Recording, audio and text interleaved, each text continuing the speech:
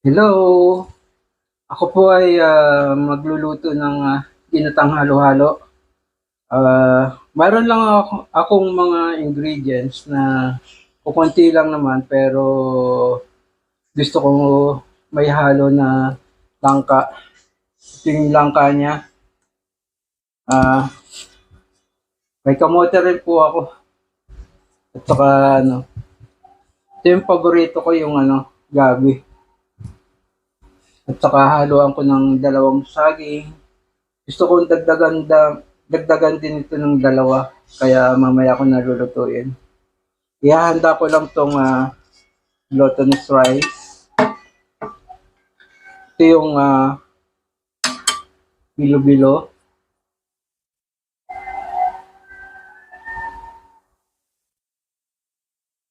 Paborito ko to kaya hindi nawawala sa ginatang halo-halo ko yung bilo-bilo. O kaya yung sago. Yan, paborito ko rin yan. Pero ngayon wala akong sago, kaya itong bilo-bilo ang ginamit ko.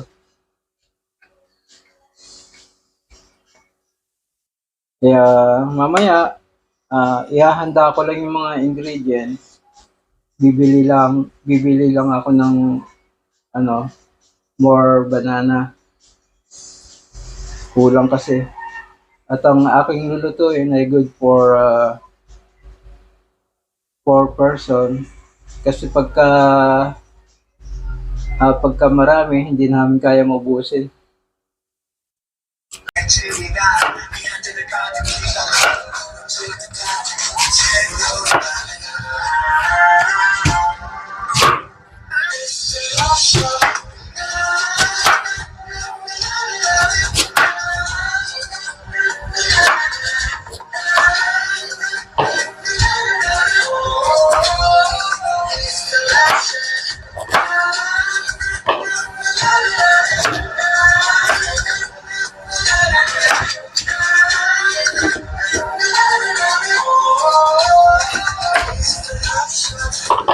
Bali, dalawang gata yung gagamitin ko. Dilata, pwede rin yung yung niyog na yung pinipiga. Mas maganda nga yun eh. Pero dito, dilata yung gamit namin. Oh, ito, just what are your hobbies? Ano ba yung hobbies mo? Playing basketball po, tsaka acting po. Acting! Hindi mo alam. Basa. Oh. Ayun, nagtatapos. Galing! Galing naman! Ganito na pala magligawan ng mga dapat. Oo, Kuya Ray. Okay. Nahaluan ko pa ng tubig. Siguro mga 3 cups ng water. Maraming salamat. Alam mo, maganda yung ginagawa nila. Nametanan sila. Para hindi lahat gata.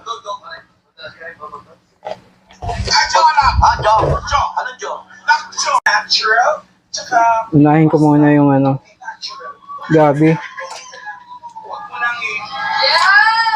Ay, naman kanya. Ikaw ba may masasabi ka? Kanino? Kay Mr. QT1 o kay Mr. QT2? Kasi medyo matagal lumambot tong gabi. Inuuna ko muna.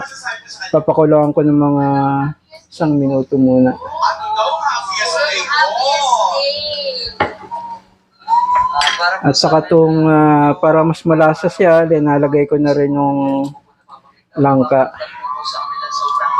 Ang langka naman, mas kilitong-luto, okay lang naman eh. Mas masarap. Mamaya ko na ilalagay yung yung kamote at saka yung saging. Ang bilis kasi lumambot niyan eh.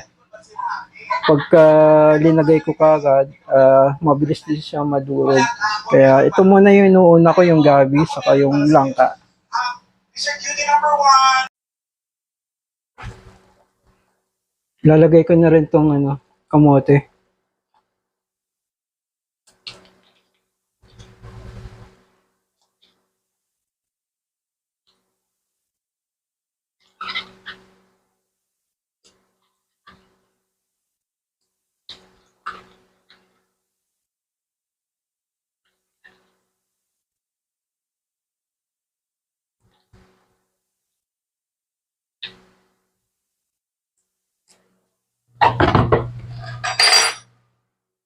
Nalagay ko na rin yung saging. Konti lang yung saging ko eh. Konti lang dahil hindi naman ako nakapunta ng palengke. At lagyan natin ng konting sugar lang naman. Huwag masyadong matamis. Yung tamang-tama lang naman. Saka ito, linalagyan ko ng galing to sa sugar cane.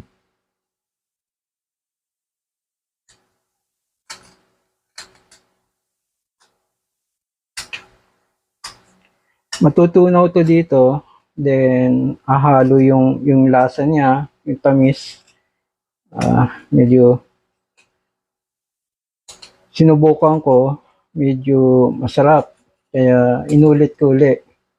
Kaya ito yung nilalagay ko. Ito yung from sa tubo sa sugar cane.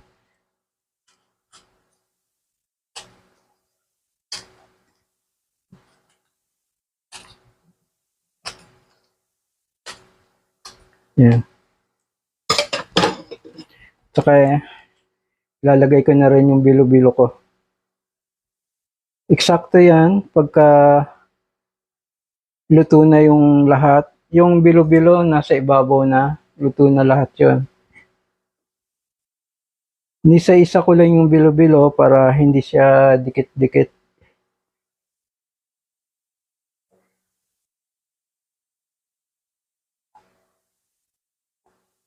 Saka huwag natin tatakpan kasi umaapo siya eh. Hintayin natin siya na kumulo nang walang cover.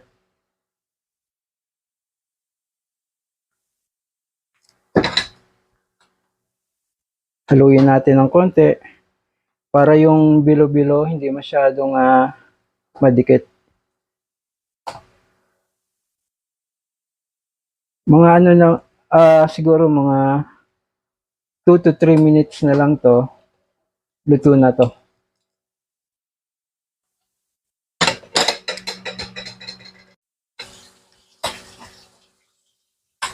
Wow. Super sarap. Ginatang halo-halo. Mayroon siyang langka, bilo-bilo, yung paborito ko. Saba, kamote at gabi. At ang maganda dito ay maraming langka. 1 minuto na lang at luto na to.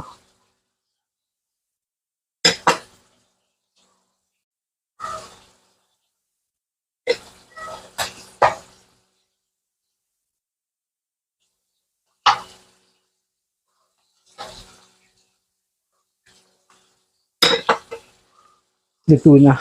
Papatayin ko na. Ayan po.